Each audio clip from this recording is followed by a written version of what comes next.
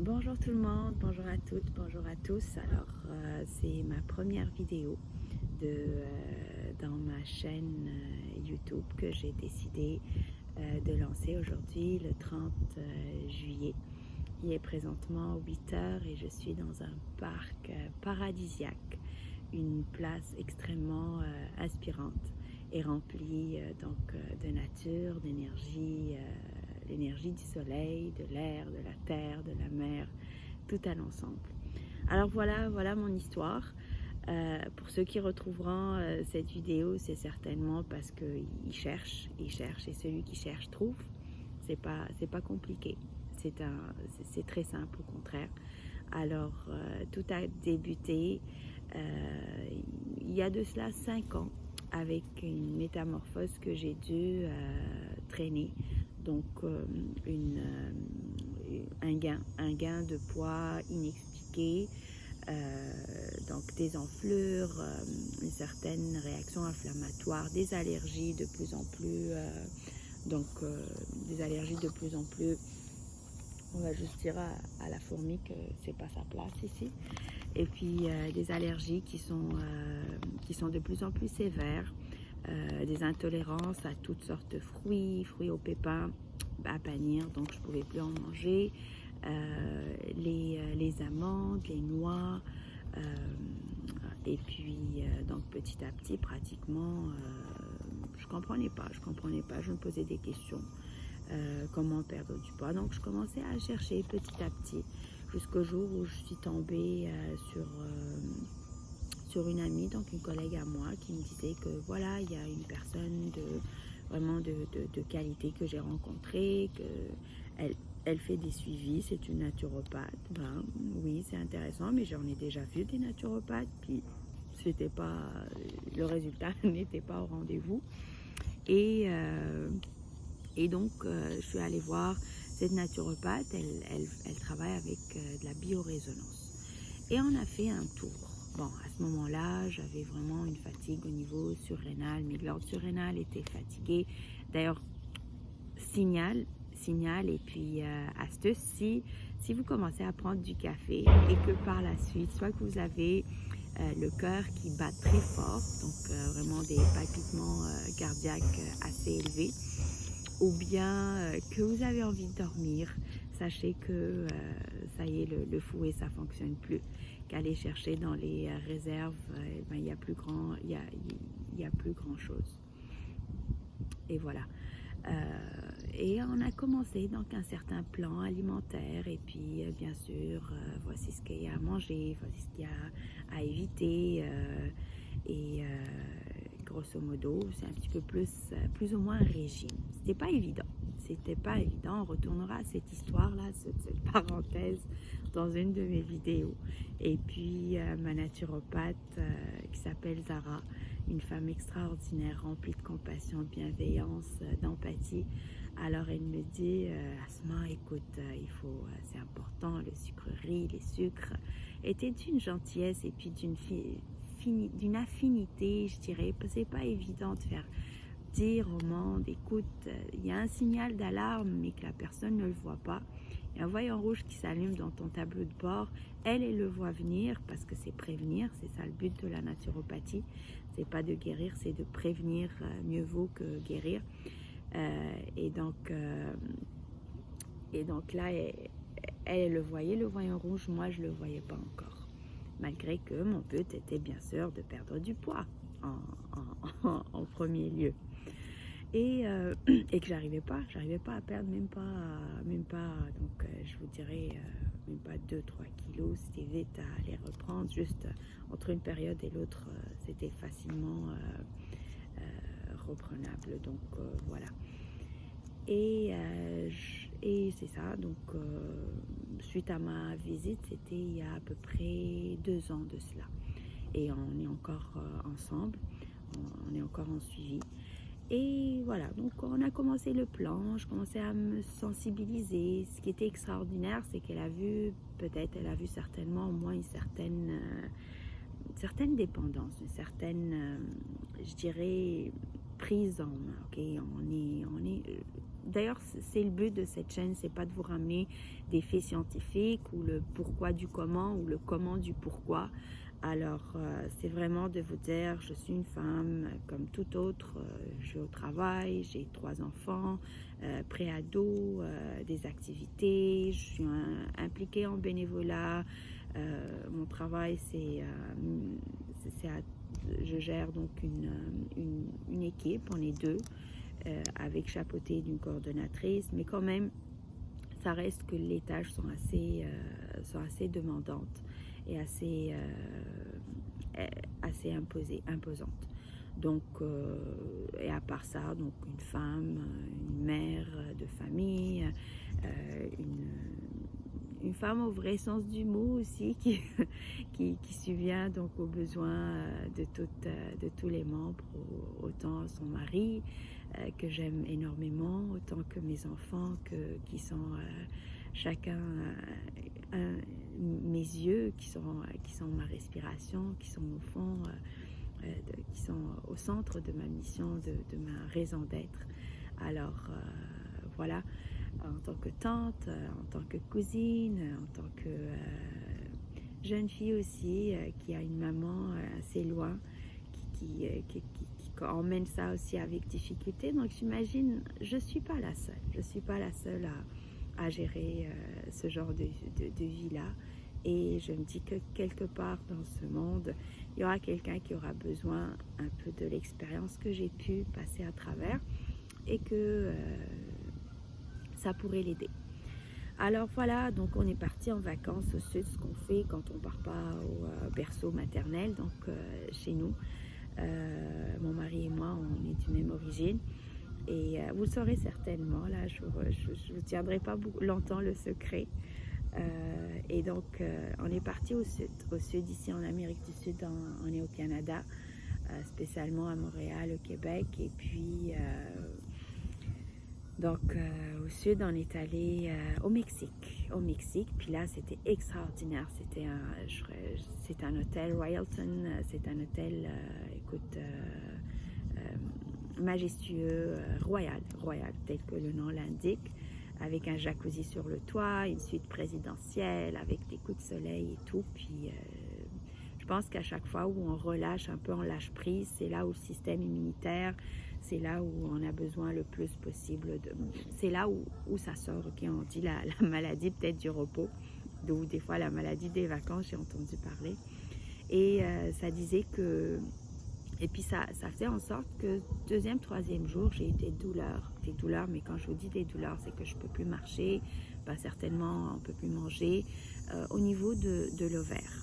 Au niveau de mes ovaires et spécialement l'ovaire gauche. Un petit peu de picotement au niveau de l'ovaire droit, mais c'est moins pire, on va dire au bon québécois, que je salue aussi énormément. J'adore le Québec, j'adore les gens qui vivent, j'adore les Québécois. C'est ma 2e famille, c'est ma 2e terre qui m'a accueillie et je me suis épanouie, je me suis retrouvée, j'ai ouvert les ailes. C'est un grand merci. C'est jamais assez de remercier le Québec, les Québécois et tout le monde qui ont fait en moi, qui ont contribué à ce que je sois la personne que je suis aujourd'hui. Alors, parenthèse. Et c'est ça, les douleurs étaient de plus en plus atroces. On était en train de manger, puis là, je demande à mon garçon de 12 ans à ce moment-là, je lui dis, écoute, mon grand, tu m'accompagnes à la chambre, je prends des compresses chaudes, il me fait des compresses. Ça a duré peut-être 1 heure à ce moment-là. Et par la suite, après, fait un bon dodo, 2 heures plus tard, je me réveille, tout va bien, il n'y a plus de douleur. Première alarme donc de sonner et malheureusement, j'ai pas écouté l'alarme. La rentrée à la maison, bien sûr, la routine, c'était à peu près juste avant que je reprenne que je finisse mes vacances, donc je reprenne le boulot. Et par la suite, c'est la rentrée scolaire, c'est les achats, puis c'est la routine, donc la spirale qui reprend. Et donc, j'ai commencé la spirale sans, bien sûr, me pencher davantage sur cette première alarme sonnette qui a sonné. Et suite à cela, Donc on a continué, la vie continue au mois de mars. Donc là, c'était au mois d'août. Au mois de mars, mon mari, avec la neige, des fois, là, on a envie d'un coup de soleil. On a trouvé un bon spécial, mais à ce moment-là, c'était à Cuba. Et donc là, on s'était dit, écoute, on va partir. Ces dernières minutes, j'allais pas partir tellement que je me sentais fatiguée. Écoute, d'une période à l'autre, quand je dis mes menstruations, d'une menstruation à l'autre, c'était une fatigue chronique. J'avais pas vraiment de douleur, j'avais pas des règles abondantes, mais j'avais une inflammation, je vous dirais, générale. J'avais des peut-être un petit peu là de douleur, j'exagère pas, je dirais sur 10, c'est 5, 4, 5 là au niveau vaginal, mais pas plus ni moins. Puis après, bon, les périodes et puis ça reprend. Je remarquais aussi, parce que j'étais, comme je vous disais, là, j'avais ma naturopathe et je commençais aussi à m'entraîner dans une salle Cycle Run extraordinaire. Donc, si vous voulez vous abonner, elle est super. Et puis, il y avait un suivi, un challenge. Puis, on faisait des poids, on faisait des mesures avant, à chaque semaine. Puis là, il y avait des yo-yo, des oscillations que même la personne qui me faisait les mesures, elle me dit, Asma, il n'y a pas d'allure. La semaine passée, tu étais à ce poids-là, il y avait tellement de gras, il y avait autant de gras viscéral, autant, tu sais, avec les mesures là qui se font, excusez-moi. Et puis elle me dit, ça n'a pas d'allure, c'est en train de, ça change d'une façon drastique. Il y a quelque chose hormonal, il y a quelque chose qui ne va pas. Ben, je dis, je ne sais pas. Et là, bon, on est parti en voyage, on est revenu. Ben, pendant le voyage, le deuxième, celui de Cuba, j'ai encore une fois des douleurs, mais à ce moment-là, c'était de 8h le matin jusqu'à midi, parce qu'on devait quitter le midi et c'était le jour de notre départ. Donc, ça vient aussi avec un certain stress, soit qu'il y a un relâchement de lâcher prise, donc vraiment d'apaisement, puis là, ça retentit, ou bien ça rejaillit, ou bien soit que tu te prépares à un stress. Donc là, moi, c'était le départ vers l'aéroport, puis voilà, les valises, on reprend. Et à ce moment-là, donc ça faisait en sorte que j'ai eu une crise, une deuxième crise qui a fait en sorte que, waouh, à ce moment-là, l'alarme était pas, pour à vrai dire, était sérieuse. Okay? On allait partir, je vous dis là sérieusement, franchement, c'est des douleurs atroces au niveau de l'ovaire vaginal. Je sais pas, je vomissais, j'avais mal, j'avais de la fièvre, je tremblais. C'est proche de vraiment de la perte de conscience. Et donc à ce moment-là, je me suis dit, c'est clair, ben, mon mari me regardait, je ne peux pas prendre l'avion comme ça, je ne peux pas m'asseoir, je ne peux pas m'allonger, je ne peux pas être debout. Alors je suis allée au bain, je dis, cherche un peu sur internet, qu'est-ce que ça fait? Il me dit, ah écoute, ce que ça dit, c'est le cancer. Je dis, mais je ne pense pas que c'est le cancer, c'est peut-être juste des douleurs. Puis je venais d'avoir mes menstruations. Je dis, non, peut-être parce que c'est le voyage, puis j'ai eu mes périodes, c'est trop fatigant, j'aurais pas dû. Mais à vrai dire, au fond de moi, je me disais, ça serait pas aussi douloureux que ça, tu sais, normalement. D'habitude, j'ai pas 16 ans, là, c'est pas ma première ou ma deuxième période, mais ça fait en sorte que, voilà, soyez alerte, soyez vigilante. Et on allait partir donc à l'hôpital, à la clinique, parce que là-bas à Cuba, puis on parle juste espagnol, c'est déjà stressant. Puis je pense avec peut-être un déclenchement mental, le fait que je refuse absolument que je sois auscultée, ou surtout dans des parties qui sont assez intimes et privées. Puis là, je me suis dit, ben, j'espère, je prie au fond de moi, là, que l'énergie universelle, que Dieu m'aide, ce que vous voulez, mais que ça fasse en sorte que ça parte. Et puis à midi, 4 heures plus tard, écoute, c'était atroce, c'était agonisant comme douleur. 4 heures plus tard à midi, boum, c'est parti. C'est comme si j'avais rien, c'est ça l'affaire, c'est que après ça, c'est comme si j'en faisais exprès ou on faisait du cinéma. Puis il y a un de mes enfants qui me dit, moi, est-ce que ça va? C'est vrai que tu avais autant mal? Je dis, mais écoute, mon grand, là, il n'y a pas de quoi faire du cinéma avec des douleurs pareilles, surtout en étant en voyage. Voilà, en arrivant, encore une fois, je reprends la routine, je suis pas allée directement, là c'était au mois de décembre, Je vous dirais, ben, ça n'a pas pris beaucoup parce que la période qui suivait, donc mes menstruations qui suivaient, juste le temps de d'embarquer les enfants de la voiture, ben, de les débarquer à l'école et par la suite d'accompagner mon troisième à son école primaire, parce que c'est comme ça qu'on fait le voyage. Ça fait en sorte que je m'endors dans la voiture. Tout simplement, j'ai arrêté le contact, je ne pouvais plus bouger, je me suis endormie. Puis là, en me réveillant 1 heure plus tard, je devais aller au boulot. Non, je commence à 8h30, c'était 9h30. Première chose, j'envoie un texto à ma cordeau. Je lui dis, écoute, je suis vraiment fatiguée, je ne peux pas rentrer aujourd'hui. Et deuxième chose, j'appelle ma gynécologue directement. Je dis, écoute, fatigue chronique, je ne sais pas ce qui m'arrive. Elle me dit, ok, passe ta période d'abord, puis ensuite, viens, on va faire une auscultation, elle va me consulter. Et on y va, puis elle me dit, oui, c'est vrai, il y a une certaine enflure au bas du ventre, c'est enflé, je vais t'envoyer faire une échographie. Et en m'envoyant faire une échographie, donc c'est là où elle s'est aperçue que j'avais un kyste à l'ovaire gauche qui est de 12 cm. Et oui, je répète, c'est 1, 2, donc c'est 12 cm. Un ovaire normal, normalement c'est 3 cm. À ma connaissance, la dernière information que j'ai eue, ou peut-être moins, je ne suis pas sûre, mais en tout cas c'est énorme. C'est énorme. Il y en a plus gros à ce qu'il paraît, mais à 12 cm, c'était un choc pour moi. Et c'était une alerte pour elle, parce que pour elle, c'est sûr que c'était cancérigène. Et puis, avec une tumeur donc à l'intérieur, il fallait absolument agir en urgence. Donc là, les choses se sont poursuivies. Et voilà.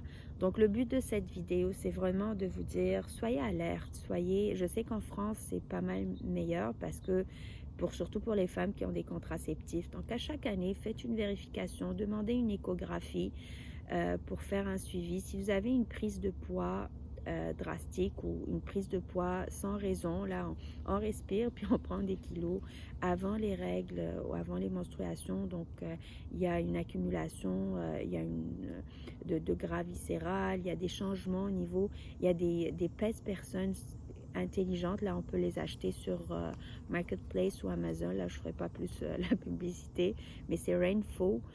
Ça vous donne une idée sur votre tendance donc pondérale, mais pas juste le poids, parce que c'est pas un indicateur assez qui indique des informations intéressantes donc au niveau de votre santé. Je ne ferai pas une vidéo plus longue que ça. L'objectif, c'est vraiment, soyez vigilante, c'est asymptomatique. Les kystes à l'ovaire, c'est l'alimentation qu'on mange, c'est le mode de vie qu'on mène, c'est le stress, à vrai dire, c'est presque normal qu'une femme ou 2 femmes, les statistiques démontrent, bon, pas la grosseur que j'ai à 12 cm, mais un kyste, c'est normal. C'est presque, les médecins vont dire, oui, les femmes, ils vont avoir un kyste, c'est normal. Moi, ma gynécologue, à ma première grossesse, elle m'a dit que tu as un kyste, juste fais attention, suis-le. La deuxième grossesse, elle m'a dit que tu as un kyste, suis-le. La troisième, il était à 5-6 cm, mais j'ai pas fait attention, j'ai pas donné de l'importance, parce que on donne pas de l'importance à ça, malheureusement. Et puis ça a l'air que, bon, on se dit, elle dit que c'est normal, fais attention. Comment voulez-vous que je fasse attention? Il fallait quand même, si vous êtes enceinte, faites attention. Si on vous dit oui, vous avez un kyste, demandez des échographies minimalement à chaque 6 mois pour voir si ça grandit ou pas, pour voir si ça devient plus volumineux. Alors c'est ça, je vous souhaite une agréable journée. Ici il fait très beau, c'est calme, la nature, ça enrichit, ça ramène énormément de bonnes résonances, et on est des ondes. Alors j'espère que cette vidéo vous sera utile. Du fond du cœur, je vous souhaite une agréable journée, au plaisir, à la prochaine.